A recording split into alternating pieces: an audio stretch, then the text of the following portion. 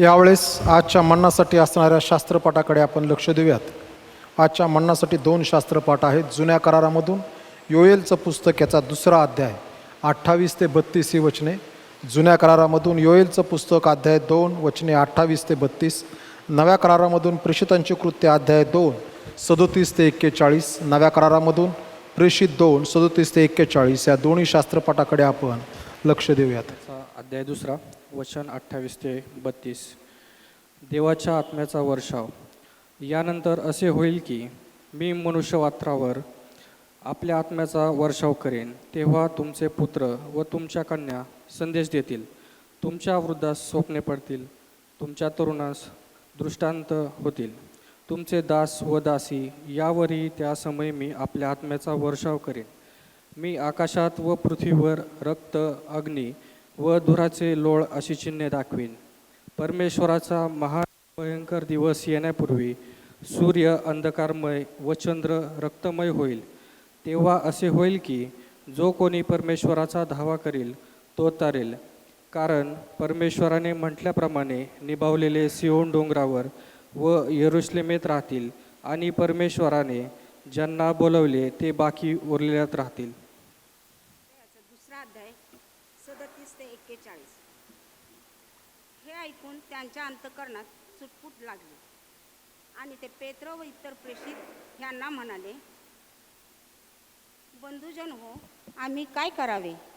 पेत्र त्यांना म्हणाला, पश्चाताप करा आणि तुमच्या पापांची क्षमा व्हावी म्हणून तुम्ही प्रत्येकजण येशू ख्रिस्ताच्या नावाने बाप्तिस्मा घ्या.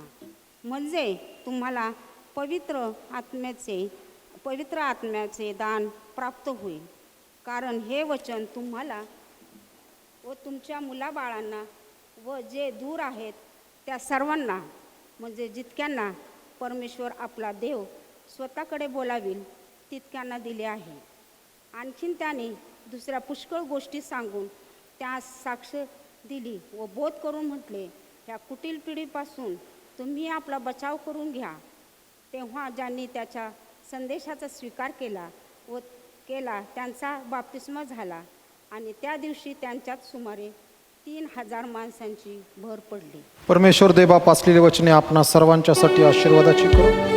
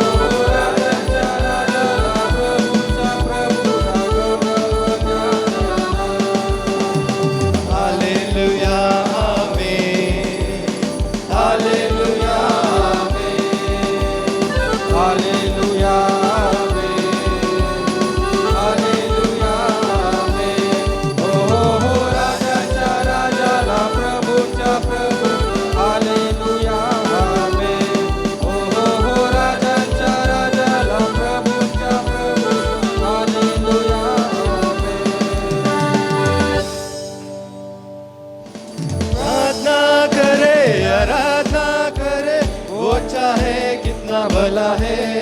हो प्रार्थना करे आराधना करे, वो अच्छा है कितना भला है। छुटकारा पाए हमेशा हमेशा, छुटकारा पाए हमेशा, छुटकारा पाए हमेशा हमेशा, छुटकारा पाए हमेशा। मांगोगे तो मिलेगा, ढूंढोगे तो पाओगे। मांगोगे तो मिलेगा, ढूंढोगे तो पाओगे। खटखटाओ खोलेगी स्वर्ग की आशीषें, पाओ तुम उसे अभी। खटखटाओ खोलेगी स्वर्ग की आशीषें, पाओ तुम उसे अभी। हो प्रार्थना करे आराधना करे, वो अच्छा है कितना भला है। हो प्रार्थना करे आराधना करे, वो अच्छा है कितना भला है। छुटकारा पाए हमेशा हमेशा, छुटकारा पाए हमेशा, छुटकारा पाए हमेशा हमेशा, छुटकारा पाए हमेशा। प्रार्थना करो निरंतर, प्रार्थना करो विश्वास से। प्रार्थना करो निरंतर, प्रार्थना करो विश्वास से। धर्मी जन की प्रार्थना विश्वास की प्रार्थना तोड़ती है सारे बंधन। धर्मी जन की प्रार्थना विश्वास की प्रार्थना होती है सारे बंधन। हो प्रार्थना करे आराधना करे, वो अच्छा है कितना भला है। हो प्रार्थना करे आराधना करे, वो अच्छा है कितना भला है। छुटकारा पाए हमेशा हमेशा, छुटकारा पाए हमेशा, छुटकारा पाए हमेशा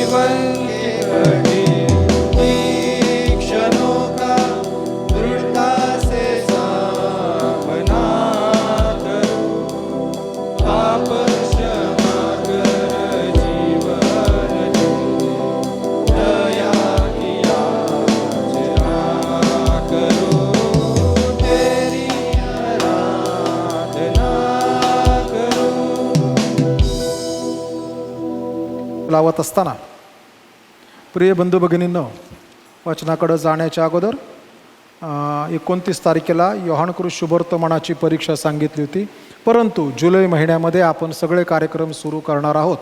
म्हणून मला वाटतं 6 तारखेचा शनिवार आहे, बरोबर का रे? 6 जुलैचा 6 जुलैला सगळे आनंदी झाले एकदम, आहे की नाही? 6 जुलैला योहानकृत शुभवर्तमानाची परीक्षा आपण घेऊयात. तेव्हापासून चर्चचे सगळ्या सेवेंची सुरुवात होत आहे. 6च आहे ना? सॅटर्डे 6 6 जुलै आहे. त्या दिवशी संध्याकाळी आपण परीक्षा घेणार आहोत. माझी विनंती आहे, सगळेजण अभ्यास करूयात. पास होतो नापास होतो यापेक्षा आहे ना, आपण ज्या वेळेस त्याच्यामध्ये स्वतःला देतो त्यावेळेस ते आम्ही बारकाईने वाचतो, पुन्हा येतो आणि म्हणून येऊयात, परीक्षेला बसूयात, उत्तरं लिहूयात.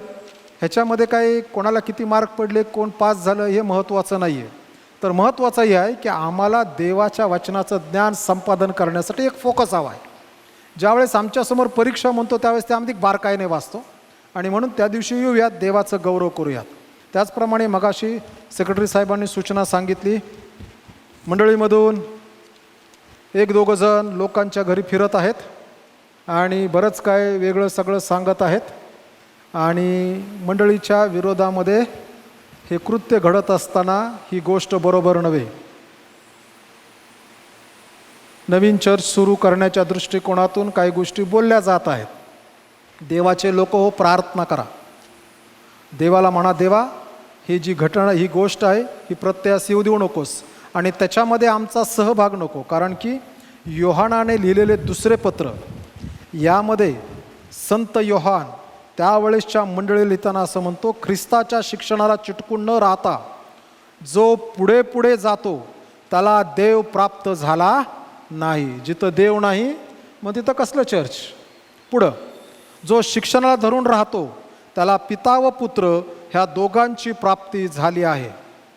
पुढं म्हणतो, हे शिक्षण न देणारा कोणी तुम्हाकडे आला तर त्याला घरात घ्या, पाहुणचार करा, नाश्ता द्या, विचारपूस करा. नाही, इथं लिहिलेलं आहे, हे शिक्षण न देणारा कोणी तुम्हाकडे आला तर त्याला घरात घेऊ नका, त्याचे क्षेम कुशल विचारू नका. क्षेम कुशल म्हणजे आहे का मराठीची शिक्षिका कोणी? क्षेम कुशल म्हणजे काय? तुमचं कसं चाललंय, तुमचं बरं चाललंय का, तुमच्या मुलांचं बरं चाललंय का, तुमचं नीट चाललंय का, हे असं क्षेम कुशल विचारू नका. कारण जो त्याचे स्वागत करतो तो त्याच्या दुष्कर्माचा भागीदार होतो. प्रिय बंधू भगिनींनो, मंडळीच्या विरोधातली गोष्ट, देवाच्या वचनाच्या विरोधातील गोष्ट ही जी आहे, या गोष्टीकडे ज्यावेळेस आम्ही पाहतो त्यात आमचं सहभागी पण नसावं. माहीत नाही, परंतु आजपासून पुढचे काही रविवार मी मंडळीची उन्नती, चर्च ग्रोथ याविषयी संदेश देत आहे. मंडळीच्या उन्नतीकडे आम्ही पाहणार आहोत. मग मंडळीची 2 प्रकारची उन्नती आहे, परंतु त्याच्याकडं जाण्याच्या अगोदर जे मी वचन वाचलेलं आहे, जी सूचना तुमच्याकडे आलेली आहे, त्या दृष्टिकोनातून एक मंडळी फोडून दुसरी मंडळी होत नाही. काही वर्षापूर्वी एक सद्गृहस्थ भेटले आणि ते म्हटले की आम्हाला देवाने बारामतीमध्ये पाठवले. म्हटलं, बारामतीमध्ये जर 1200-1300 लोक ख्रिस्ती सोडले तर त्याशिवाय पुष्कळ लोक आहेत, त्यांच्याकडे जा. कारण शास्त्रामध्ये संत पाऊल म्हणतो, ज्या ठिकाणी कोणी अजून पाया घातला नाही त्या ठिकाणी मला पाठवलेलं आहे आणि ते देवाचं काम आहे. मंडळीतलेच मेंढरं घ्यायची, त्याचीच दुसरी मंडळी सुरू करायची, ह्याला मंडळी म्हणत नाही. म्हणून अशा येणाऱ्या लोकांपासून सावध राहा. नम्र भावाने सांगा, त्यांनी सुरू केलं की नम्र भावाने सांगा, आमच्याकडे काय येऊ नका, आत्ता आलात, माहीत नव्हतं, आता तुम्ही गेलात तरी चालेल. बरेच वर्षापूर्वी, 15-16 वर्षापूर्वी चर्च कमिटीचा एक ठराव आहे आणि तो ठराव असा आहे, जर असं कोणी आमच्या घरी येत असेल तर त्याला मंडळीचे पालक आणि सेक्रेटरी ह्यांच्या जॉईंट सहीचं पत्र विचारा. तुमच्याकडे पत्र आहे का आमच्याकडे फिरायला दिलेलं? विचारा. आमच्या मंडळीचं संरक्षण आम्ही केलं पाहिजे, आमच्या लोकांचं संरक्षण आम्ही केलं पाहिजे.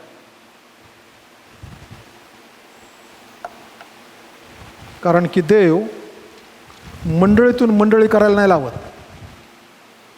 देव ख्रिस्ती इतर लोकांना ख्रिस्ताची सुवार्ता सांगायची आणि त्यांना मंडळी म्हणून उभा करायचं, देव तेच सांगतो. त्यामुळं ह्या गोष्टीकडे लक्ष द्या, देवाच्या वचनाकडे लक्ष लावूयात.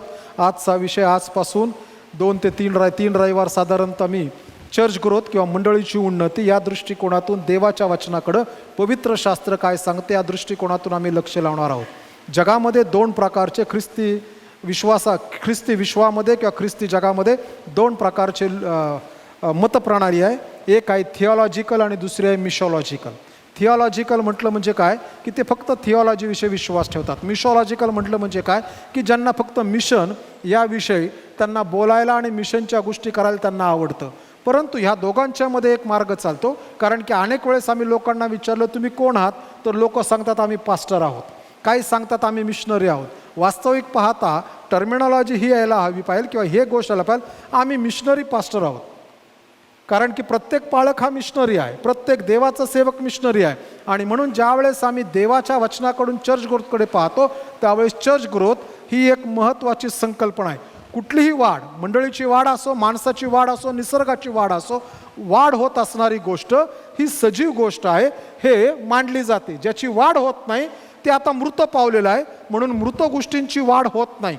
आमची जर उन्नती होत नसेल, आमची जर वाढ होत नसेल तर आम्ही मृत पावलेलो आहोत. एखादं शरीर मृत पावल्यानंतर त्याचा कुठल्याही प्रकारे त्याचा विकास होत नाही. आणि म्हणून वाढीची जी गोष्ट आहे, वाढ किंवा उन्नती ही ज्याला धरून आहे त्या ठिकाणी जिवंतपणा आहे. परंतु ज्या वेळेस आम्ही मंडळीच्या उन्नतीकडे येतो, जगभरामध्ये जर आम्ही पाहिलं माणसाची वेगळ्या प्रकारची वाढ व्हावी म्हणून बऱ्याच वेगळ्या प्रकारचे कोर्सेस आणि पुस्तकं लिहिलेली आहेत. उदाहरणार्थ जी पुस्तकं लिहिली आहेत, माणसाची मानसिक वाढ, शारीरिक वाढ, बौद्धिक वाढ, सामाजिक वाढ, त्याचप्रमाणे आर्थिक वाढ कशी करायची याविषयी बरीच पुस्तकं जगामध्ये प्रसिद्ध आहेत. लोक पुस्तकं घेतात, वाचतात, वेगवेगळ्या प्रकारचे कोर्सेस करतात की आमची उन्नती त्या त्या क्षेत्रामध्ये व्हायला हवी म्हणून, आणि त्या अनुषंगाने मनुष्य आपलं जीवन जगू लागतो. तशाच प्रकारे ख्रिस्ती जगामध्ये देखील मंडळीच्या वाढीविषयी पुष्कळ पुस्तकं लिहिलेली आहेत. आणि ही पुस्तकं ख्रिस्ती जग अजूनही वाचतं. काही पुस्तकं आहेत की चर्च ग्रोथ, पोटेशनल चर्च ग्रोथ, त्याच्यानंतर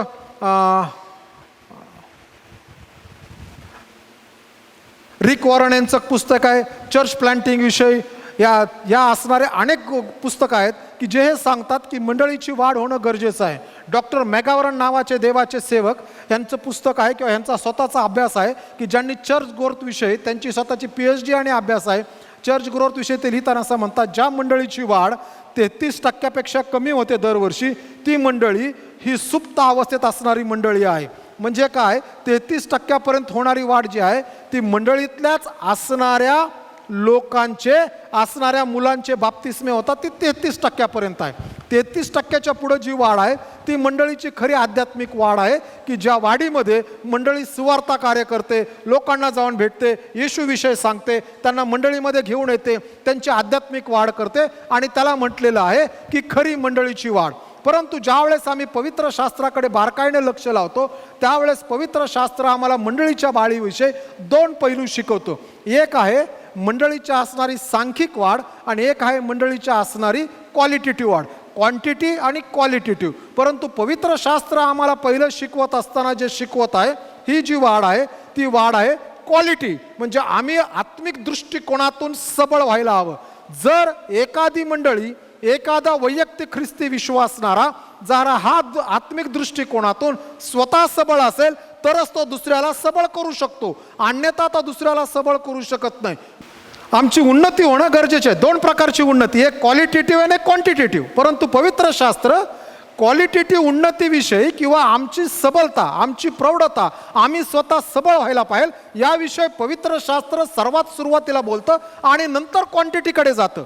ज्या वेळेस आम्ही देवाच्या वचनाकडे लक्ष लावतो त्यावेळेस देवाच्या वचनामध्ये आम्हाला सुरुवातीला क्वालिटी दिसते, आमचं स्वतःचं प्रौढत्व दिसतं, आम्ही स्वतः ख्रिस्तामध्ये खंबीर होणं दिसतं. ज्या वेळेस एक व्यक्ती, एक मंडळी ख्रिस्तामध्ये खंबीर होते त्याच वेळेस ती मंडळी दुसऱ्या व्यक्तीला किंवा दुसऱ्या समुदायाला ख्रिस्तामध्ये खंबीर करू शकते किंवा उभा करू शकते. कारण की जर एखाद्या व्यक्तीमध्ये काही नाही तर ती दुसऱ्याला करू शकत नाही. येशूने पुरुषांविषयी म्हणताना म्हटलेलं आहे की तुम्ही तर सफेदी लावलेल्या कबरांसारखे आहात.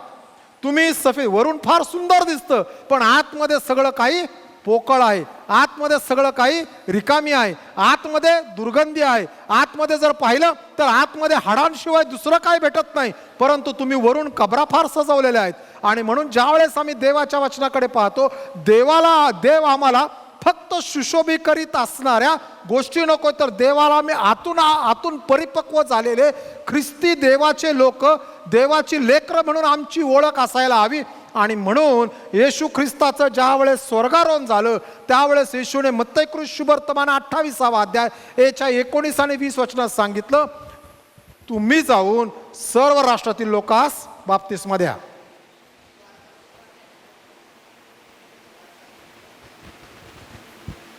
मत्तई शुभवर्तमान 28 अध्याय 19, तुम्ही जाऊन सर्व राष्ट्रातील लोकांस शिष्य करा.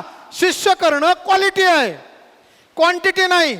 ज्या कुठल्या माणसाला आम्ही ख्रिस्ताकडे घेऊन येतो त्याचं शिष्यत्व करणं, त्याच्यावरती देवाचं वचन करणं, आणि शिष्यत्व करण्यासाठी एकमेव पर्याय प्रभू येशू ख्रिस्ताने त्यावेळेसच्या प्रेषित आणि शिष्यांच्या समोर आणि किंबहुना आज 2000 वर्षानंतर मंडळी समोर दिलेला आहे. आणि तो जो पर्याय आहे ज्याद्वारे शिष्यत्व घडतं तो मत्तई शुभवर्तमान 28 अध्याय 19 आणि 20, तुम्ही जाऊन सर्व लोकांना शिष्य करा, त्यास पित्याच्या पुत्राच्या पवित्र आत्म्याच्या नावाने बाप्तिस्मा द्या, आणि जे काही मी तुम्हास आज्ञा पिले ते सर्व त्यास पाळाव्यास शिकवा. येशूने जे शिकवलं तेच शिकवायचं तर मनुष्याचं शिष्यत्व घडतं. येशूने काय शिकवलं? काही लोक म्हणतात येशूने फार थोडं शिकवलं. काय शिकवलं? तर डोंगरावरील प्रवचन शिकवलं. येशूविषयी शुभवर्तमानामध्ये 3 मोठे डिस्कोर्सेस आहेत, त्यातलं डोंगरावरील प्रवचन एक आहे, आणखीन 2 मध्ये आहेत. यात असे म्हणून 3 मोठे डिस्कोर्सेस आहेत.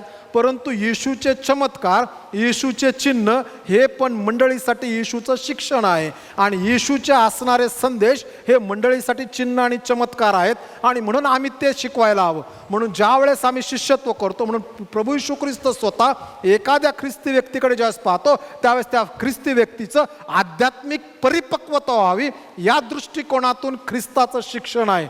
आणि म्हणून मंडळीची वाढ ही सुरुवातीला जी आहे ही क्वालिटेटिव्ह आहे. म्हणून एक देवाचा सेवक म्हणताना असं म्हणतो, learning church is a growing church. जे चर्च शिकणार आहे हे वाढणारं चर्च आहे. Learning church is a growing church. ज्या मंडळीमध्ये देवाचं वचन शिकवलं जातं ती मंडळी वाढणारी आहे. ज्या मंडळीमध्ये देवाचं वचन शिकवलं जातं त्या मंडळीतले सभासद हे परिपक्व आहेत, हे प्रौढतेकडे वाटचाल करणारे लोक आहेत. मग प्रौढतेकडे वाटचाल करतात म्हणून आमच्याकडून चुकीच्या गोष्टी, पाप घडत नाही का? घडू शकतं. कधी कधी आमचं तारण झाल्यानंतर 20 वर्षानंतर आम्हाला आठवतं तारणाच्या अगोदर माझ्याकडनं काय पाप झालं होतं, आणि मग म्हणतो अजून माझं पाप झालं का नाही, आमचं तारण झालं की नाही. आणि सैतानाची ती आफूची गोळी आहे मंडळीला. परंतु आम्हाला ज्या वेळेस ते आठवतं त्याचा अर्थ हा आहे की देव आम्हाला पवित्रतेकडून पवित्रतेकडे घेऊन चाललेला आहे. कारण ती जुनी गोष्ट जी आमच्या स्मरणात त्यावेळेस नव्हती ती आता देवाचा आत्मा म्हणतो याविषयी देखील तुला पश्चाताप करून आता पुढं वाटचाल करायची आहे. आमचं तारण झालंय पण आम्ही पवित्रतेकडे निघालोय हा त्याचा अर्थ आहे. आणि म्हणून मंडळी सुरुवातीला जी आहे ही परिपक्वतेकडे प्रस्थान करणं मंडळीचं फार गरजेचं आहे. मंडळी ही हिरव्यागार वृक्षासारखे असायला पाहिजे की ज्या वृक्षावरती जर त्याला फळं येत असतील तर त्याला फळं यायलाच पाहिजेत. परंतु नुसताच वृक्ष डबरलाय आणि त्याला जर अंजीर येत नसेल अंजिराच्या झाडाला तर त्याचा काही उपयोग होणार नाही. आणि म्हणून मंडळी ही सुरुवातीला मंडळीच्या वाढीत आहे. मंडळी आतून परिपक्व होणं गरजेचं आहे. एका असणाऱ्या अँटी ख्रिश्चन माणसाने फार सुंदर वाक्य वापरलं होतं, आणि ते वाक्य आपल्याला डोनाल्ड पंत देवाचे सेवक आपल्याकडे संदेशाला आले त्यावेळेस त्यांनी सांगितलं होतं. त्यावेळेस डोनाल्ड पंत त्या असणाऱ्या माणसाशी बोलत होते आणि त्याला म्हणाले तुम्ही तर ख्रिस्ती लोकांचा विरोध करता, ख्रिस्ती लोक तुम्हाला आवडत नाहीत. आणि ती व्यक्ती म्हणताना म्हणाली आम्हाला काय गरज आहे ख्रिस्ती लोकांना विरोध करायची, ख्रिस्ती माणूस स्वतःमध्ये भांडूनच संपुष्टात येईल. मंडळी बाहेरून येणारे सर्व असणारे धोके, बाहेरचा छळ मंडळी सहन करू शकते, पण ज्यावेळेस मंडळी आतून पोकरली जाते त्यावेळेस मंडळी लवकर ढासळते. प्रगटीकरणाच्या पुस्तकाच्या 2ऱ्या आणि 3ऱ्या अध्यायामध्ये दिलेल्या 7 मंडळ्यापैकी 5 मंडळ्या ह्या वेगवेगळ्या पद्धतीने आतून पोखरल्या गेलेल्या होत्या आणि त्या आतून पोखरल्या जाण्यामागचं एकमेव कारण होतं पर्सनल अजेंडा. त्या व्यक्तीचा पर्सनल अजेंडा. तो पर्सनल अजेंडा जो आहे तो मंडळीला आतून पार पोखरून टाकत होता. ज्याप्रमाणे लाकडाला आतमधून ते व्हाईट हँड्स लागतात तर लाकूड संपून जातं, वरून चांगलं दिसतं, आणि म्हणून पुनरुत्थित ख्रिस्त ह्या 7 पैकी 5 मंडळांना असं म्हणतो, तू सुधार, तू पश्चाताप कर. मंडळी आतून परिपक्व होणं गरजेचं आहे, पण मंडळी परिपक्व होण्यासाठी पवित्र शास्त्राच्या प्रेषितांच्या कृत्यामध्ये आम्हाला बरेच गुणसूत्र आहेत की कशामुळं मंडळी जी आहे ती स्थिर होते किंवा मंडळीची उन्नती होऊ शकते. प्रेषितांची कृत्य 2 अध्याय 42 वचनामध्ये 4 गोष्टी सांगितलेल्या आहेत की जे मंडळीला परिपक्वतेकडे घेऊन जातात, आणि त्यातले जे 42 आहेत त्यातले, म्हणून ज्यावेळेस प्रेषित 2:42 ते प्रेषितांच्या शिक्षणात, सहवासात, भाकर मोडण्यात व प्रार्थना करण्यात तत्पर असत. ह्या 4 गोष्टी आहेत. पण ह्या 4 गोष्टी होण्याच्या अगोदर मंडळी संगती एक गोष्ट होणं नितांत गरजेचे आहे की जो शास्त्रपाठ आम्ही वाचलेला आहे त्या शास्त्रपाठामध्ये पवित्र आत्म्याचं आगमन आहे. पवित्र आत्मा हा मंडळीच्या उन्नतीसाठी सर्वात महत्त्वाचा आणि बेसिक संकल्पना आहे. ज्या मंडळीमध्ये पवित्र आत्मा नाही त्या मंडळीची आत्मिक उन्नती होऊ शकत नाही. आत्मिक उन्नती म्हणजे उड्या मारणं, नाचणं, हसणं, हालेलुया, प्रेज द लॉर्ड, देवाची स्तुती असो, हे सगळं म्हटल्याने केवळ आत्मिक मंडळी आहे हे सिद्ध होत नाही. आत्मिक मंडळी कुठली आहे की ज्या मंडळीमध्ये आम्हाला पवित्र आत्म्याचे असणारे फळं दिसू लागतात. पवित्र आत्म्याची फळं काय आहेत? गलातीकरास पत्र 5 अध्याय 22 आणि 23 वचन. पवित्र आत्म्याचं फळ हे प्रीती, आनंद, शांती. संपले.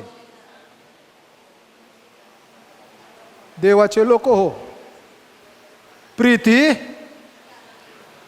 शांती, आनंद, सहनशीलता, ममता, चांगुलपणा, विश्वासूपणा, सौम्यता, इंद्रिय दमन, ही आहेत. मंडळीमध्ये पवित्र आत्मा आहे. एखाद्या व्यक्तीत पवित्र आत्मा आहे तो त्याच्या दानांवरून ओळखला जात नाही. कुठलंही झाड, आंब्याचं झाड हे त्याच्या फळावरून ओळखलं जाईल. आंब्याच्या झाडाला चिक्कू लागला, आनंदाची गोष्ट आहे, नवीन इन्व्हेन्शन नाही, परंतु आंब्याच्या झाडाला आंबाच आला पाहिजे. ज्याच्या जीवनात देवाचा आत्मा आहे त्याच्या जीवनामध्ये आत्म्याचं फळ दिसायला पाहिजे. सुंदर शब्द आहे, आत्म्याचं फळ. का फळ लिहिलंय? फळ सिंगल, एक वचनी. आत्म्याचं फळ प्रीती, आनंद, शांती हे सगळे जे आहेत आमच्यामध्ये दिसायला. मग आमच्यामध्ये आत्मा आहे म्हणल्यानंतर आम्ही ह्याच्यापेक्षा वेगळं आमच्याकडे दिसू शकतं. राग येऊ शकतो ना, आम्हाला येऊ शकतो ना. येशूला राग आला की नाही आला? कशासाठी आला? किती वेळेस राग आला येशूला? हा, किती वेळेस येशूला राग आला? देवाचे लोक हो, हा, 1दा, 2दा, 3दा, 4दा, किती वेळेस आला?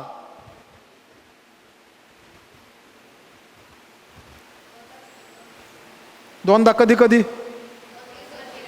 2दा मंदिर स्वच्छ केलं त्यावेळेस तो जो राग आहे ना तो मंदिरामध्ये केलेल्या ह्याचा राग आहे. मंदिरामध्ये वास्तविक पाहता येशूने 1दा नाही 2दा मंदिर स्वच्छ केलं. योहानकृत शुभवर्तमानाच्या सुरुवातीच्या अध्यायाला आम्हाला मंदिर स्वच्छता दिसते. ते येशूच्या सेवेच्या सुरुवातीला येशूने मंदिर स्वच्छ केलं. आणि दुसरं जे आहे आम्हाला मग समदृष्टी लिखित शुभवर्तमानात सांगतात येशू ख्रिस्त जावळ्याच्या रविवारनंतर मंदिराकडे आल्या, म्हणजे सोमवारचा वृत्तांत. आणि मग त्या दिवशी येशूने 2 मंदिराच्या शुद्धीमध्ये 2 गोष्टी आहेत. एके ठिकाणी जे आहे, एके ठिकाणी त्यांनी ज्या ठिकाणी विधर्मी लोक येऊन देवाच्या भक्तीसाठी बसायचं असं दालन शल्मोनाने मंदिरात उभा केलं होतं, त्या ठिकाणीच या लोकांनी बाजार लावला. कारण की त्या ठिकाणी आल्यानंतर लोक व्यवहार करू लागले, पैसे देऊ लागले, गुरंढोरं विकत घेऊ लागले. आणि येशू ख्रिस्त म्हणतो माझ्या पित्याच्या मंदिराला सर्व धर्मीय प्रार्थना मंदिर म्हणतील, हे तुम्हाला माहीत नाही का? आणि म्हणून येशू त्यांना हाकलून देतो. दुसऱ्या वेळेस येशू म्हणताना असं म्हणतो तुम्ही माझ्या पित्याची बाजारपेठ केली. तिथून ते निघाले आणि दुसरीकडे आले. आता त्यांना विकायचंच होतं. मंदिराचा असणारा मुख्य दृष्टिकोन त्यांना लयास घालवायचा होता. आणि म्हणून येशू 2दा स्पष्टपणे दिसतो. अजून कुठं रागवला का येशू? मागच्या आठवड्यामध्ये शास्त्रपाठ वाचला आपण की येशू रूपांतराच्या डोंगरावर गेला, मग येशू खाली आला आणि मग तो वडील येऊन म्हणतो, गुरुजी तुमच्या शिष्यांना काय भूत काढता येत नाही. आम्ही कधी कधी बायबल फार प्लेन वाचतो, प्लेन टेक्स्ट म्हणून वाचतो. येशू ख्रिस्त त्यावेळेस शिष्यांना म्हणतो, अहो विश्वासहीन पिढी, मी कोटपर्यंत तुमच्याबरोबर राग आहे, राग त्याच्यात. आम्ही अनेकच म्हणतो देवप्रीती आहे, येशू प्रीती आहे, देवप्रीती आहे, येशू प्रीती आहे. पण ज्यावेळेस एकदाच फटका मारतो, नाही नाही रेख देव फटका पण मारतो. आणि मग देव फटका मारल्यानंतर लोक म्हणताना असं म्हणतात, नाही नाही योबासारखी माझी परीक्षा घेतो. अहो फार कठीण वाक्य. योबाची परीक्षा कशी झाली हो? योबाचं सगळं गेलं बायको सोडून. हे तर आमचं थोडंसं काय झालं नाही की आम्हाला योब आठवतो, पण योबासारखी तर उत्तम माणसाची नव्हती. मंडळी परिपक्व कधी होते? ज्या वेळेस ख्रिस्ताची वचनं मंडळीमध्ये आहेत, देवाचं वचन काम करतं, देवाच्या वचनाने आम्ही परिपक्व झालो. आणि म्हणून ज्याच्यात पवित्र आत्मा आहे, पवित्र आत्म्याचं फळ दिसलं तर पवित्र आत्मा आहे. सैतानाला पवित्र आत्म्याच्या फळाची कॉपी करता येत नाही. सैतानाला पवित्र आत्म्याच्या दानांची कॉपी करता येते. म्हणून ज्या वेळेस येशूने एक सांगितलं, शेवटच्या काळी काही जण म्हणतील, हे येशू आम्ही तुझ्या नावाने भूतं काढली. येशू म्हणतो, मी तुम्हाला ओळखत नाही. हे येशू आम्ही तुझ्या नावाने संदेश दिला, मी तुला ओळखत नाही. हे येशू आम्ही तुझ्या नावाने अमुक केलं, मी तुला ओळखत नाही. पण एखादा म्हणला, हे येशू माझ्यामध्ये प्रीतीचं फळ होतं. येशू म्हणेल, भल्या व विश्वासू दासा, मी तुला ओळखतो, कारण की आत्मा असल्याशिवाय पवित्र आत्म्याचं फळ दिसू शकत नाही. सैतान पवित्र आत्म्यांच्या दानांची कॉपी करू शकतो, परंतु सैतान पवित्र आत्म्याच्या फळाची कॉपी करू शकत नाही. म्हणून ज्याच्यामध्ये पवित्र आत्मा आहे तो मनुष्य आध्यात्मिक उन्नतीकडे जाणारा मनुष्य आहे. परंतु पवित्र आत्मा जो आहे, पवित्र आत्म्याचं मला सांगणं आणि जगाचं सांगणं याच्यामध्ये फार केसासारखी थिन लाईन पडलेली आहे. अनेक वेळेस लोकांना असं वाटतं की सगळं चांगलं ते देवाच्या आत्म्यापासून आहे. अजिबात नाही. सगळं चांगलं देवापासून आहे, अजिबात नाही. आपल्या असणाऱ्या राष्ट्रामध्ये काही गोष्टी सरकार पुरस्कृत चालतात, परंतु त्याला पवित्र शास्त्र परवानगी देत नाही. महाराष्ट्र राज्य लॉटरी, नागालँड लॉटरी, अमुक लॉटरी, तमुक लॉटरी, 10 रुपयाची लॉटरी काढा, 1000 रुपये भेटतात, 1 लाख, 1 करोड, आणि ते सरकार पुरस्कृत आहे. परंतु पवित्र शास्त्र त्याला विरोध करतं. कधी कधी मुलं परीक्षेला निघतात, आम्ही सहज मुलांना म्हणतो बेस्ट ऑफ लक. पवित्र शास्त्र लक विषय बोलत नाही. मग काय म्हणायचं? All the best. All the best म्हणजे काय? बाबा तू जो अभ्यास केला तोच तुला आठवू देत.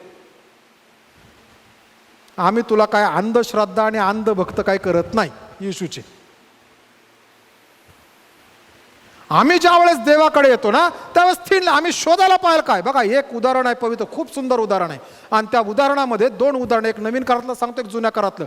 जुन्या करारात योबाचं जीवन आहे आणि योबाच्या जीवनात सर्व काही चांगलं होतं. हा धनवान मनुष्य होता. लोक ह्याच्या शब्दाला किंमत देत होते. याने लोकांचा कधी चुकीचा असणारा, लोकांना चुकीचा सल्ला दिला नाही. त्यांच्या घरात चांगलं झालं. असा हा असणारा योब एक दिवस सैतान देवाच्या समक्षात उभा राहिला. देवाने सैतानाला सांगितलं, योब काय तुझं उगाच भय धरतो का? टप्प्याटप्प्याने योबाचं सगळं संपलं. फक्त त्याची पत्नी, जिच्याशी त्याचा विवाह झाला होता, ती पत्नी त्याच्या संगती शेवटपर्यंत होती. ती पत्नीमध्ये तिला म्हणते, काय देवाचं नाव घेऊन बसलात, द्या देवाला शाप आणि जा मरून. एक पत्नी सोडली तर लेकरं बाळ सगळी गेली. आणि मग हे सगळे गेल्यानंतर त्याचे मित्र भेटायला आले आणि त्याच्या मित्र भेटायल्यानंतर त्या मित्रांचा साधा सिद्धांत आहे तिघांचा. आणि तो सिद्धांत तिघांचा हा आहे की त्या ठिकाणी लिहित असताना लिहिलेलं आहे की शास्त्रामध्ये त्या तिघांनी योबाला सल्ले दिले आणि योब त्या प्रत्येकाच्या सल्ल्याला म्हणतो असं घडलं नाही. त्यांच्या सल्ल्याची एक हॅशटॅग आहे किंवा एक टॅगलाईन आहे, ती आहे, ज्या वेळेस मनुष्य देवाच्या विरुद्ध पाप करतो त्याच वेळेस त्याच्या जीवनात असं दुःख येतं. आजही लोक म्हणतात ना, ह्याने देवाच्या विरुद्ध केलं म्हणून देवाने त्याला अशी शिक्षा दिली. मनुष्य स्वतःविषयी फार चांगला वकील आहे आणि दुसऱ्याविषयी फार उत्तम न्यायाधीश आहे. एखाद्याला आपण फार नरकात पाठवून रिकामी होतो. आम्हाला काय माहिती मरायच्या अगोदर त्याने येशूचा स्वीकार केला असेल तर. आणि योबाकडे आलेले त्याचे 3 मित्र म्हणतात, योबा तू पाप केलंस म्हणून तुझं सगळं गेलं, तुझी मुलं बाळा गेली, घरदार गेलं, दौलत गेली. आणि योब म्हणतो मी पाप केलंच नाही. त्यांचा नियम जगाच्या नियमानुसार त्यांची विचारसरणी बरोबर होती, परंतु ती देवाची विचारसरणी नव्हती. कारण की देवाची विचारसरणी निराळी आहे. आणि म्हणून ज्यावेळेस देवाने पुन्हा योबाला आशीर्वाद दिला आशीर्वाद दिल्यानंतर देव म्हणतो, हे योबा, जोपर्यंत तुझ्या मित्रांची तू क्षमा करत नाहीस तोपर्यंत मी त्यांची क्षमा करणार नाही. कारण की मी तुला ताडण केलेलं होतं आणि त्यांनी ते जगाच्या नियमात बसवलं. जगाचा नियम हे सांगतो, देवाच्या विरुद्ध पाप केल्यानंतर सगळं संपतं. पण बायबलचा नियम ते सांगत नाही. बायबलचा नियम सांगतो देवाच्या इच्छेत गोष्टी घडतात. देवाची इच्छा होती की योबाला स्पर्श करावा आणि देवाने स्पर्श केला आणि योबाला राजापासून रंकाची परिस्थिती दाखवली आणि तो योबाविषयी म्हटलेला आहे. म्हणून आम्ही विचार केला पाहिजे, जे काही दिसतं चांगलं ते सगळं देवापासून नाही. दुसरं उदाहरण नवीन करारामध्ये आम्हाला पाहिजे, शिमोन जादूगार. हा जो शिमोन जादूगार आहे ना, हा शिमोन जादूगार फार चांगला मनुष्य आहे. तारण झालं, सगळं काय झालं आणि मग प्रेषित आल्यानंतर तो म्हणतो, माझ्याकडून थोडे पैसे घ्या आणि मला हे पवित्र आत्म्याचं दान द्या. ज्याच्या डोक्यावर मी हात ठेवेल त्याला पवित्र आत्म्याचं दान मिळावं. त्याची इच्छा चांगली आहे की माझ्यात हे दान असावं, पण त्याचा मार्ग चुकीचा आहे. जगाचे मार्ग प्रत्येक वेळेस पवित्र शास्त्र अप्रूव्ह करेल, पवित्र शास्त्र त्याला होय म्हणेल, ह्याची कुठलीही खात्री नाही. म्हणून त्या शिमोन जादूगाराला म्हणत असताना प्रेषित म्हणतात, ह्या पैशाबरोबर तू जाई नाश हो. त्याची इच्छा चांगली होती. त्याची इच्छा ही होती की सगळं काही माझ्याकडे पण यांच्यासारखं दान असावं. ज्याला हात ठेवेल, कोणाला हात ठेवला ह्याला आरोग्याचं दान भेटलं, त्याला हात ठेवला संदेशाचं दान भेटलं. संदेशाचं दान आहे बरं का. आणि काय वाटतं संदेशाचं दान नाही, संदेशाचं दान आहे. शास्त्र सांगतं संदेशाचं दान आहे. ज्या संदेशामधून आमच्या जीवनाला उकळी फुटती, ज्या संदेशामधून आमचं तारण होतं, ज्या संदेशामध्ये आमचं देवाचं नातं अधिक घट्ट होतं, ज्या संदेशामध्ये आम्ही अधिक उन्नतीकडे जातो, जे संदेश आमच्याशी बोलतात, आमच्या जीवनात काम करतात, कोणाच्या तारणासाठी संदेश उपयोगाचे होतात, आत्मिक उन्नत, ते प्रत्येक संदेश जो आहे हा देवापासून आहे. आणि म्हणून ज्यावेळेस आम्ही पाहतो त्यावेळेस आम्हाला वाटतं म्हणून त्या असणाऱ्या शिमोन जादूगार त्याचा पैसा तुझा नाश, त्याची इच्छा चांगली आहे, मार्ग चुकीचा आहे. देवाची गोष्ट आणि माणसाची गोष्ट ह्याच्यामध्ये थिन लाईन आहे. पवित्र आत्म्याचं मार्गदर्शन आणि जगाचे नियम याच्यामध्ये केसासारखी पातळ लाईन आहे. ती ज्याला समजली त्याला देवाचं काय आणि जगाचं काय हे समजायला फार सोपं जातं. आणि आद्य ख्रिस्ती मंडळीला ते माहीत होतं देवाच्या आत्म्याचं काय, आणि म्हणून आद्य ख्रिस्ती मंडळी आतून परिपक्व होत होती. पवित्र आत्मा मंडळीला आतून परिपक्व करतो. काय आमची आध्यात्मिक उन्नती होते का हो? का मला कोणीतरी विचारलं, पाळक साहेब एखादी साक्ष सांगा काय घडलंय. मग मी सांगतो, 10 मार्च 1989 हिंद टाकीच्या पाठीमागं छोटं घर, कपाटाच्या शेजारी बसलो होतो. येशयाचा ग्रंथ 53वा अध्याय वाचत होतो आणि ते वाचत असताना माझी आणि येशूची भेट झाली. आनंदाची गोष्ट आहे, ती माझ्या आध्यात्मिक जीवनाची सुरुवात आहे. पण ह्या मागच्या दिवसात माझा आणि येशूचा काय संबंध नाही का हो? माझ्या जीवनात काम झालं नाही का हो? ती साक्ष नाही का हो? आम्ही कधी कधी ती जुनीच बाहुली उघडत राहतो. पूर्वी घरात चंदनाची बाहुली असायची ना, तीच उघडतो. ह्या वर्षात काय, ह्या 8 दिवसात काय, ह्या 10 दिवसात काय, माझी आणि देवाची काय ओळख झाली. मी आतून परिपक्व झालो. माझ्याकडे जर समजा देव माझ्याशी बोलत नाही आतमधून, मी जर परिपक्व, माझं आणि देवाचं जर नातं आहे तर मी आतून परिपक्व आहे. नाहीतर मग मी भलत्या सालत्या गोष्टी गप्पा मारू लागतो. पवित्र आत्म्याचं असणारं काम आद्य ख्रिस्ती मंडळीला माहीत झालं. कारण की संत पेत्र त्या दिवशी त्या ठिकाणी असणाऱ्या मंडळीत जमलेल्या लोकांसमोर संत पेत्र उभा राहिला आणि उभा राहिल्यानंतर हा पेत्र जो भित्रा तो देवाच्या आत्म्याने परिपूर्ण झाला. ज्यावेळेस देवाचा आत्मा माणसात येतो त्यावेळेस देवाचा आत्मा माणसाला सामर्थ्यशाली करतो. सामर्थ्यशाली म्हणजे भेटला दिला ठोसा नाही. सामर्थ्यशाली म्हणजे आम्हाला आतून सामर्थ्य आहे की आमच्या सामर्थ्याच्याद्वारे देवाचा आत्मा काम करतो. देव आम्हाला आतून परिपक्व करतो. पेत्र की ज्याला विचारलं तू या येशू बरोबर होतास, येशूला धरून, तो म्हणतो नाही नाही मी ह्याला ओळख, एकदा नाही 3दा ना करतो. परंतु तोच येशू ज्या वेळेस पवित्र आत्मा आला त्यावेळेस समुदायाच्या समोर उभा राहतो असं म्हणतो, अहो इस्रायल लोक हो, अहो अब्रामाचा वंश हो दुसऱ्या भाषेत, तुम्ही जे करत आहात, तुम्ही जे ऐकत आहात हे योएल संदेशाचं भविष्यकथन पूर्ण होत आहे आणि ते या पद्धतीने होत आहे, हे घडत आहे. आणि त्याने संदेश दिला मंडळी आतून परिपक्व असणं फार गरजेचं आहे. देवाने आम्हाला एकमेकाच्या परिपक्वतेसाठी, आत्मिक परिपक्वतेसाठी देवाने आम्हाला एकमेकांसंगती ठेवलेलं आहे. मी नेहमी उदाहरण सांगतो सूर्यफुलाचं. सूर्यफूल जे असतं ना, सूर्य उगवला मग सूर्यफूल इकडं बघतं. समजा हा सूर्य आहे, सूर्यफूल इकडं बघतं, मग इकडं बघतं, मग सूर्य चालला, सूर्यफूल त्याच्या संगती. सूर्य अस्ताला गेला, आता पावसाचे दिवस आहे, ढगाळ वातावरण आलं, सूर्यफूल असं. किती जणांचं म्हणणं असं आहे, शेतात जाऊन बघा सूर्यफुलाच्या, 2 सूर्यफुलं एकमेकांच्या समोर उभा राहतात आणि ते एकमेकांना प्रेरणा देतात. ते आशे नसतात, ते आशे असतात. ते आशे नसतात, सूर्य दिसत नाही ढगाळ वातावरणामुळं. आम्ही ख्रिस्ती विश्वासणारे लोक आहोत. आम्हाला एकमेकांना प्रेरणा देण्यासाठी, एकमेकांना खंबीर करण्यासाठी, आध्यात्मिक परिपक्व होण्यासाठी देवाने आम्हाला बोलवलेलं आहे. दुसरं उदाहरण आहे, आता काय ह्या तरुण मुलांना माहीत नाही, मुलींना माहीत नाही की पूर्वी कोळसा असतो, ह्यांना फक्त बार्बिक्यूमधला कोळसा दिसतो, दुसरीकडचा दिसत नाही. हा जो कोळसा आहे ना, हा कोळसा जर एक ठेवला, एका बाजूला काढून ठेवला, एक काय म्हणतो त्याला आपण, निखारा बाजूला काढून ठेवला तर तो लवकर विझतो. पण 2 निखारे, 4 निखारे, 8 निखारे ठेवले तर ते बराच वेळ जळत राहतात. प्रिय बंधू आणि भगिनींनो, आम्ही विश्वासणारे म्हणून दुसऱ्या विश्वासणाऱ्याला आत्मिक ऊब देणं गरजेचं आहे. कारण की देव आणि त्यासाठी आम्हाला त्यावेळेस आम्ही आतून परिपक्व होतो आणि पवित्र आत्मा ते करण्यासाठी आम्हाला सहाय्य करतो, की जे आद्य ख्रिस्ती मंडळीमध्ये केलं. पुढची महत्त्वाची गोष्ट, पवित्र आत्मा ज्यावेळेस शिकवतो त्यावेळेस काय शिकवतो. म्हणून येशू ख्रिस्त म्हणतो योहानकृत शुभवर्तमानाच्या 14व्या अध्यायात, मी जातो म्हणजे सत्याचा आत्मा येईल आणि जे जे काही मी तुम्हाला शिकवलं त्याविषयी तो तुमची खात्री करून देईल. शब्द फार सुंदर आहे, खात्री करून देईल. पवित्र आत्मा येशूने शिकवलेल्या गोष्टीशिवाय, बायबलमध्ये लिहिलेल्या गोष्टीशिवाय दुसऱ्या गोष्टी शिकवत नाही. पवित्र आत्मा आम्हाला आमच्या आध्यात्मिक जीवनासाठी शिकवतो.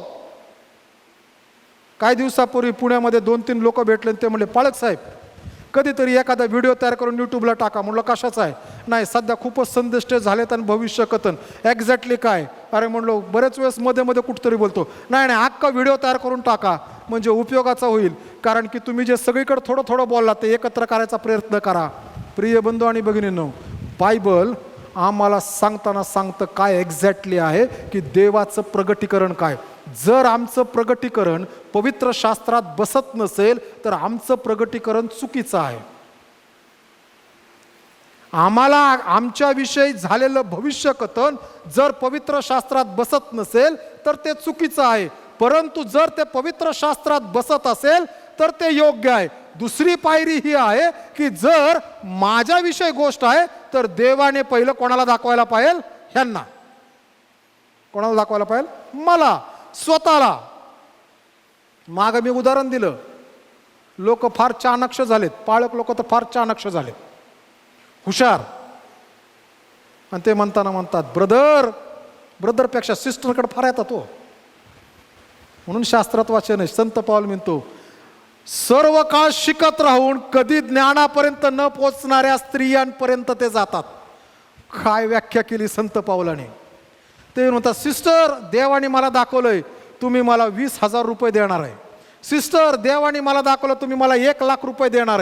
सिस्टर देवाने मला दाखवलं तुम्ही मला 1 करोड रुपये देणार आहे. सिस्टर देवाने मला दाखवलं तुम्ही मला 50,000 रुपये देणार आहे. अरे सिस्टरला तर थांग पता नाही.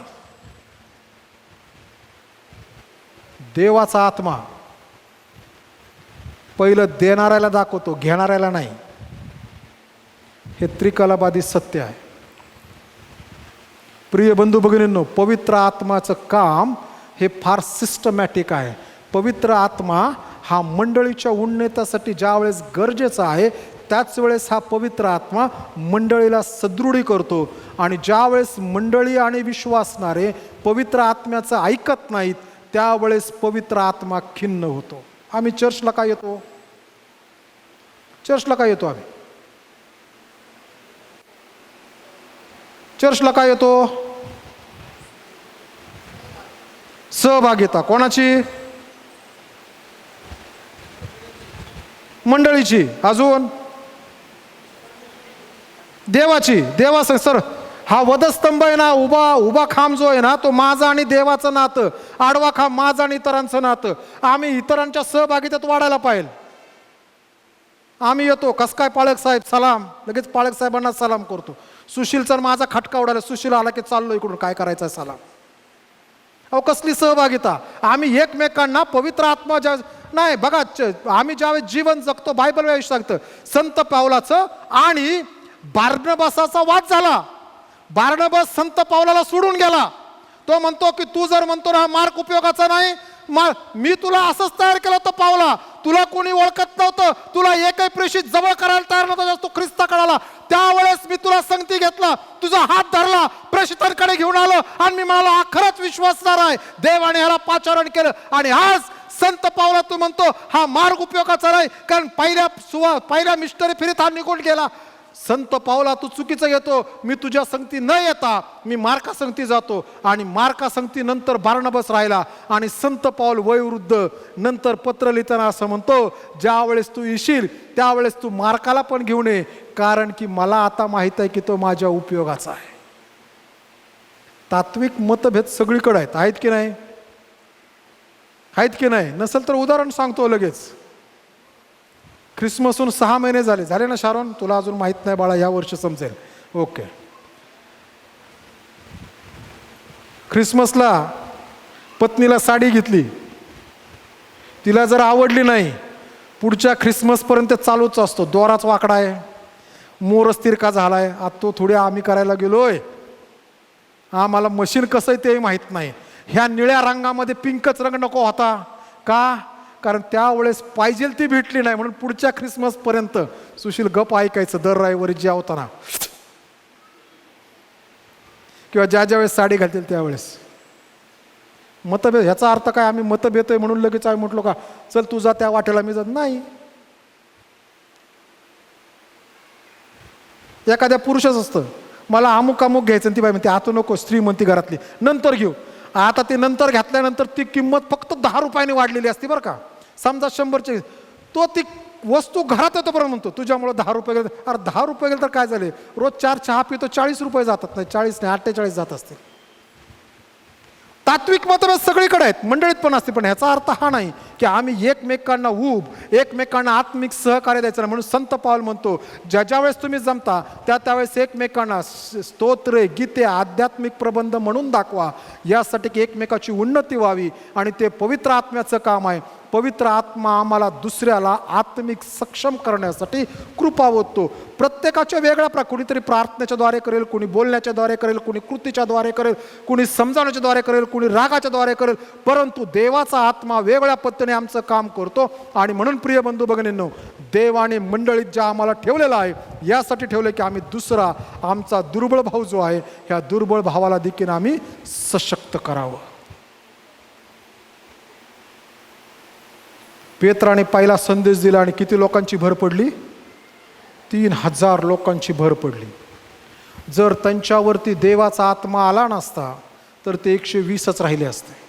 कारण ते 120 होते ना सगळे माडीवरच्या खोलीत, 120च राहिले असते. परंतु देवाच्या आत्म्याचं आगमन झालं, मंडळी आतून परिपक्व झाली आणि ती परिपक्व मंडळीतला एक जण उभा राहिला, त्याने संदेशाला सुरुवात केली आणि त्या दिवशी 3000 लोकांची भर पडली. नंतर 5000 आणि शास्त्र म्हणतं दररोज त्यांच्यात भर पडत होती. दररोज त्यांच्यात भर, सुरुवातीला देवाच्या वचनाने काम केलं, परिपक्व मनुष्य बोलू लागला, 3000 आले. परंतु नंतरची मंडळीची असणारी सांख्यिक आणि असणारी आत्मिक उन्नती जी आहे ही होत असताना, संकेत आणि सद्गुणात वाढ होत असताना, प्रेषितांची कृत्य 2 अध्याय 42व्या वचनातली जी घटक आहेत त्या मंडळीच्या वाढीसाठी पोषक ठरले. त्यासाठी आम्ही पुढच्या आठवड्यात लक्ष लावणार आहोत. एकामागे एक बॅक टू बॅक 2 संदेश होतील. पहिला आहे प्रेषितांच्या शिक्षणात आणि सहवासात, त्याच्यानंतर भाकर मोडण्यात आणि प्रार्थना करण्यात. मंडळीला जर आम्हाला वृद्धीला न्यायचं आहे तर आम्हाला मंडळीला आतून सक्षम करणं फार गरजेचं आहे. आणि आतून सक्षम करण्याचं पहिलं काम देवाचा आत्मा करतो. जी मंडळी देवाच्या आत्म्यावर विसंबून राहते ती मंडळी फार लवकर इतर मंडळांसाठी जन्म देणारी माता घडते. मंडळीचं सिस्टम आहे. आम्ही म्हणतो ना मदर चर्च म्हणजे माता मंडळी. माता मंडळीला पुन्हा लहान लहान मंडळ्या होणं गरजेचं आहे. एक तर आम्ही इस्रायलाच्या नकाशामध्ये असणाऱ्या गालिल समुद्रासारखे होऊ शकतो की ज्याच्यामध्ये काय म्हणतो आपण, मासा बिसायला काय म्हणतात, कसले प्राणी, जलचर प्राणी तिथं राहू शकतात. नाही तर आम्ही मृत समुद्रासारखे होऊ शकतो. नुसतंच घ्यायचं. माणूस वैतागला, जीवनाला आत्महत्या करायला आला तरी तो मरणार नाही. चर्चची अशी अवस्था होऊ नये की एखादा माणूस म्हणला मला मारायचंय तरी चर्चमध्ये आल्यानंतर त्याला असं भेटत नाही की त्याला मारता येईल. तो ना त्याचे सुखदुःख कोणाला सांगू शकत, तर कठीण अवस्था आहे. मंडळी ही पवित्र आत्म्याच्या द्वारे सांघिक आहे. आम्ही मंडळी म्हटल्यानंतर आतून परिपक्व होणं गरजेचं आहे. संत पावलाने मंडळीला अनेक उपमा दिल्या. त्यापैकी एक सुंदर उपमा आहे, ती आहे शरीराची. जर एखाद्याचा हात दुखला तर सगळं शरीर म्हणतं जाऊ दे, हा उजवा हात दुखतोय, बाकी आम्ही काम करू नये. सगळ्या शरीराला वेदना होतात. त्याप्रमाणे जर आमच्या मंडळीमध्ये एक दुःखित माणूस आहे तर मंडळीला वेदना झाल्या पाहिजे. मंडळी ही नेहमी सांघिक आहे, वैयक्तिक नाही. म्हणून ज्यावेळेस आद्य ख्रिस्ती मंडळीमध्ये सगळं काही सामायिक होतं आणि मग प्रेषितांकडं त्यावेळेस लोक आले आणि येऊन जे हेल्लनी ख्रिस्ती आहेत किंवा ग्रीक ख्रिस्ती आहेत त्यांनी येऊन तक्रार केली की आमच्या स्त्रियांना, आमच्या विधवांना पाहिजे तसं अन्न भेटत नाही, यहुदी लोकांना मात्र नीट भेटतं. आणि प्रेषित म्हणताना म्हणाले, आम्ही आमची असणारी देवाचं वचन सांगणं आणि प्रार्थना करणं हे सेवा सोडून आम्ही पंक्ती सेवा करावी काय. त्याच्यानंतर मंडळीमध्ये वडील मंडळाची स्थापना झाली 7 जणांची. कशासाठी?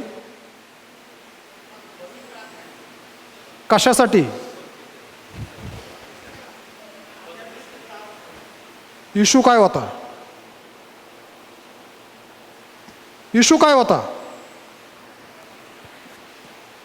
इशू होता, प्रश्न हा होता की त्या लोकांनी येऊन प्रेषितांना सांगितलं आमच्या विधवा आणि स्त्रियांना जेवण बरोबर भेटत नाही. बरोबर आहे, म्हणून वडील मंडळाची स्थापना झाली. त्यांनी सांगितलं कोण कोण कोण कोण कसे लोक मंडळीने प्रार्थना केली, उपवास झाले आणि 7 जण वडील मंडळात घेतले. मग ह्यांचं काम काय होतं? हेल्लणी असो की यहुदी ख्रिस्ती असो, सगळ्यांना सारखं भेटायला हवं. आम्ही देवाच्या मंडळीतले लोक जे आहोत ते आम्ही हे ठेवायला पाहिजे, आमचं सगळं सारखं. आम्ही बायोलॉजिकल ग्रोथकडे वळलं नाही. हा माझा मामा आहे, मग ह्या मामाला थोडंसं उजवा हात देऊ, हा काका आहे त्याला उजवा हात देऊ, ही आमची बहीण आहे, हा आमचा मुलगा आहे. नाही, बाकी श्रीवास्तवला ओळखतच नाही. श्रीवास्तवला नको पण आहे, देवाने दिलंय. प्रिय बंधू भगिनींनो, आम्ही ज्यावेळेस मंडळीत आहोत ना, आम्ही सगळे एक आहोत. प्रभू येशू ख्रिस्त आमचा पुढारी आहे आणि प्रभू येशू ख्रिस्त आमचा थोरला बंधू आहे. आम्ही सगळे भावंड आहोत आणि त्या भावंडानुसार आम्ही काम केलं पाहिजे. मी माझ्यासाठी माझ्या गोष्टी करू शकत नाही. आम्ही ज्यावेळेस हे करतो त्यावेळेस प्रगटीकरणाच्या पुस्तकात ज्या मंडळ्या आहेत ज्यांना आतून पोखरलं जात होतं, आमच्या पर्सनल अजेंड्यामुळं आम्ही चर्च ऑफ ख्राइस्ट बारामती मंडळीला आतून पोखरायला तरी लागलो नाही ना. देवाचा आत्मा तर सक्षम करू लागलाय. वैयक्तिक हेतू अनेक वेळेस मंडळीचा घात आणि नाश करतं. पवित्र आत्म्याची इच्छा आहे की मंडळी आतून कणखर बनावी, प्रौढ बनावी, यासाठी की ह्या मंडळीच्या द्वारे अनेक मंडळांची स्थापना व्हावी. बाकी मंदिरं बांधली जातील जाणार नाही ती वेगळी गोष्ट आहे. मंदिराचं सेटअप फार वर्षाने आलं बरं का. ठीक आहे, अभ्यास करणारी मंडळी असं म्हणतात की एकदा बिल्डिंग बांधली की ते चर्च मरत नाही ना.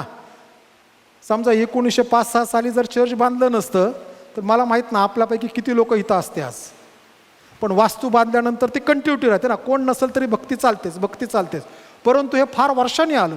अगोदर मंडळ्या घरात बसायच्या. कॅटेकुंब म्हणजे ज्या ठिकाणी मेलेली लोक पुरली जायची अशा ठिकाणी मंडळ्या एकत्र जाऊन जमायच्या. रविवारच्या दिवशी उपासना करायच्या. रविवारची उपासना कधी असायची माहिती आहे का आद्य ख्रिस्ती मंडळीची? रविवारचा दिवस काही सुट्टीचा दिवस नव्हता. रोमनांची राजवट होती. कधी असायचं माहिती आहे का? पहाटे 5ला 5 वाजेपासून लोक उपासना करायचे. सूर्य उगवण्याचे 4:30-5ला यायचे, उपासना करायचे. सूर्य उगवला की जो तो आपल्या मार्गावर जायचा कामाला. स्त्री आपल्या घरी जायच्या. प्रिय बंधू, राकेश काय बोलला नाही, पण राकेशने बघितलं. आणि शरद अंकल मला त्या आठवड्यात त्यांच्याकडे हाऊस विटिंगला, त्यावेळेस ते गोदरेजला राहायचे. मला म्हटले, मला ह्या आठवड्यात खूप कसतरी झालं. मला राकेशने विचारलं, तुम्ही चर्चला गेला नाहीत का? कारण की ते नेहमी 4:45ला चर्चला, ते 5ला कधी आले नाहीत. 4:45ला 15 मिनटं अगोदर चर्चला ते येणार. त्याच्यानंतर शरद अंकल जर काम असेल तरच शरद अंकल नाही, किंवा नाही तर शरद अंकल 4:45ला चर्च. शरद अंकल आणि रमोला आंटी दोघंच सांगते. मग त्या मुलांनी तुम्ही कसं यायचं तुमचं बघा, आम्ही जातो. प्रिय बंधू आणि भगिनींनो, आमची मुलं कुठं फिरतात? शाळेत उशिरा पाठवता का हो? किती वाजता शाळा असते रे अर्पित? शाळा किती वाजता असते? 8:45ला 8:45ला. किती वाजता पाठवतो मावशी? 8:30लाच घरातून. मी पण हाकलतो रे 8:30ला. वेळ झाली की चल मी सोडवतो, आहे की नाही? मग चर्चला येताना आम्ही इतके निरोस आल्यानंतर आमची मुलं जर आम्ही आज त्यांच्यावर काम केलं नाही आत्मिक सबळ होण्यासाठी, तर ते कसे होतील? आमची मुलं हात हलवत येतात, बाहेर आल्यानंतर मोबाईलने विचारतात कुठं बसलाय, म्हणून आज सगळ्यांच्या जागा बदलल्या. उशिरा आलेला जरा बुचकळला ना आतमध्ये. प्रिय बंधू आणि भगिनींनो, आम्ही देवासंगती माझं नातं काय, माझ्या कुटुंबाचं काय, माझ्या मुलाचं काय, माझ्या पतीचं काय, माझ्या पत्नीचं काय, कुठे तो चर्चच्या वेळेस काम असेल तर ओके आहे, देवाला ते माहित आहे. पण काही महत्वाचं नसताना जर आम्ही घरी थांबतो. पूर्वी 9:30ला चर्च होतं तरी मी 10:15लाच यायचो. 8:30ला चर्च झालं तरी मी 9:15लाच येतोय. मी काय फरक केला, काय बदल केला, काय नाही केला? ह्याचा अर्थ मला वाटतं कधी कधी आम्हाला 45 मिनिटाचं चर्च हवंय.